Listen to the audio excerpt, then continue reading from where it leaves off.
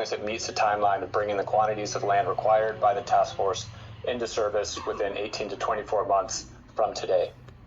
So to accomplish that timeline goal, Senate Bill 4-3 amendments need to be modified in the following ways, all of which I will submit to the record with more detail on the changes needed and the rationale behind them. We and our lawyers are at your disposal for any questions that you may have, and in truth, perhaps more our lawyer than me. So on section 10.1, the governor's executive deciding authority should not be tied to a covered entity. Doing so creates a timeline and a certainty problem. Most fundamentally, here it is. It's very unlikely that a company will choose a site while there's regulatory uncertainty on that land. Authority should be allowed to be preemptively exercised without a user in hand to first remove the regulatory uncertainty. Once done, we think these regional sites will be highly compelling. Next, on section 10.3, point D, I'm not sure if I'm doing that right. I hope you guys can follow. That section currently requires approval from all landowners, developers, and local jurisdictions as a prerequisite to the governor's decision. In our review, this is extremely hard and rare to achieve. Getting all landowners to approve a plan could take 18 months on its own.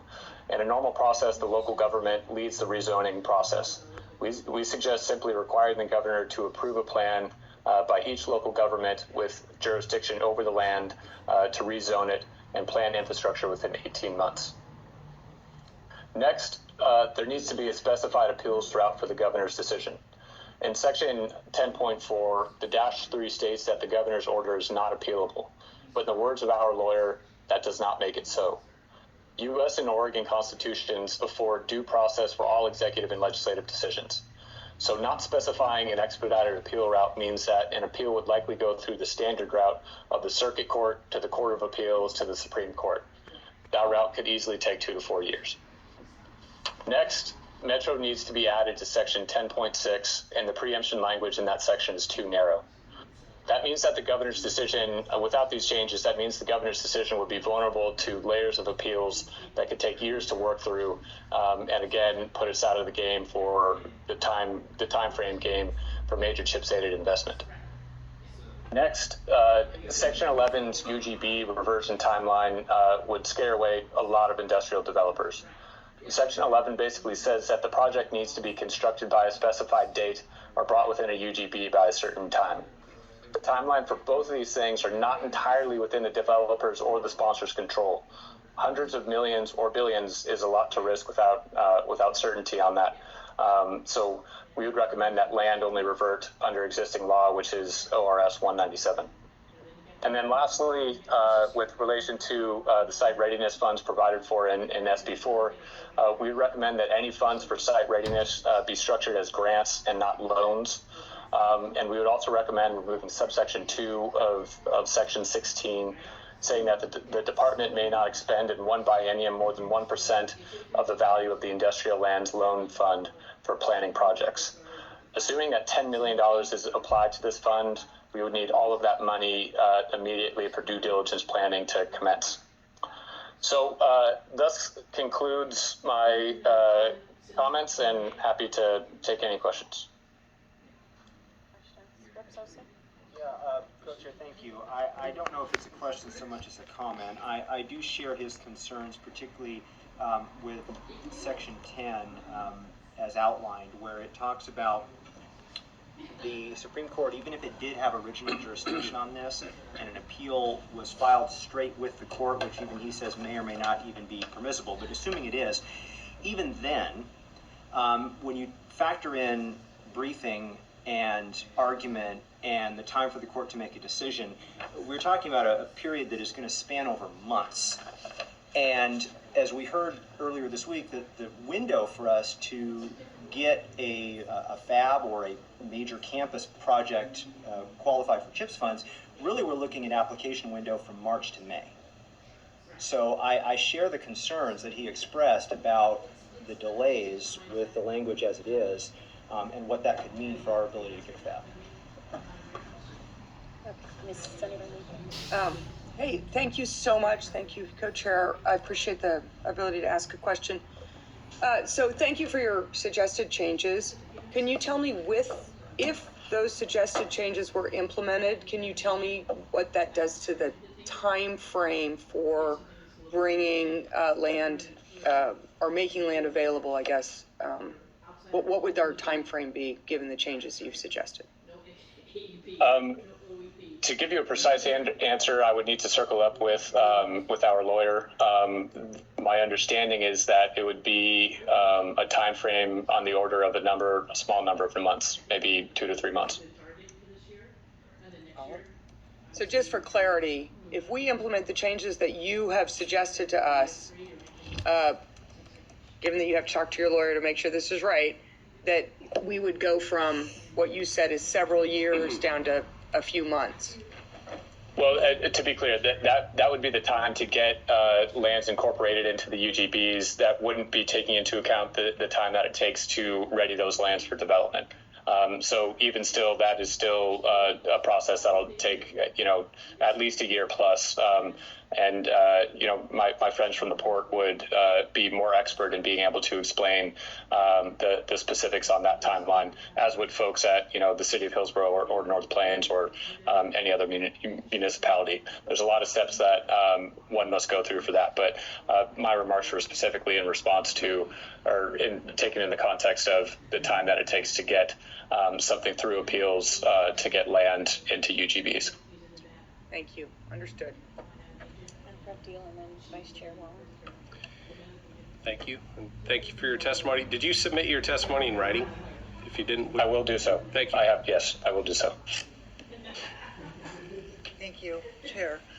I've been noodling on this and talking to my lawyer friends for a few days now on how to best expedite any kind of litigation that may come about as a result of this. I agree with you that we need to foreshorten the amount of time that it takes to get it in the UGB and actually zoned industrial. I think that needs to be just legislatively done. But do you have suggestions on the best way to expedite any legal review? I mean, is this mechanism close as far as you can tell? And this may be a question for your lawyer, but I really would love to hear on the record what we need to have in the legislation so that we can keep the review, any court review, as short as possible. Andrew, Andrew, I'm going to save you from yourself because you are, to my knowledge, not a lawyer. Correct. And she asked really good questions. So I'm going to ask you to refer this to an attorney?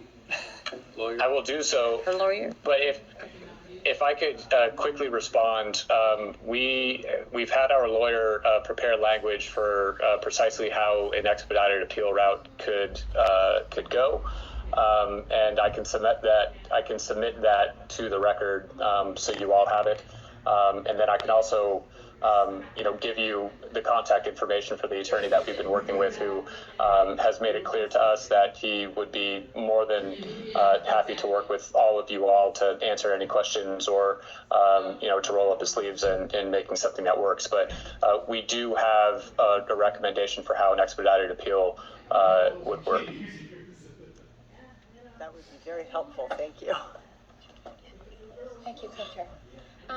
Thank you, Andrew, for being here. I had a question in regards to the land use, and it kind of takes you back to the semiconductor task force and what that subcommittee found as the need, what we needed to look to make land use industrial site readiness available here in Oregon. Could you tell us what the recommendation was for in order to be attractive to this process, what we would need to potentially attract a fab to this area? Yeah, if we want to attract a major fab to the area, we have to first have that land available. And the task force, the industrial land subcommittee, found that in all of their work, they weren't able to find any premier sites within UGBs across the state.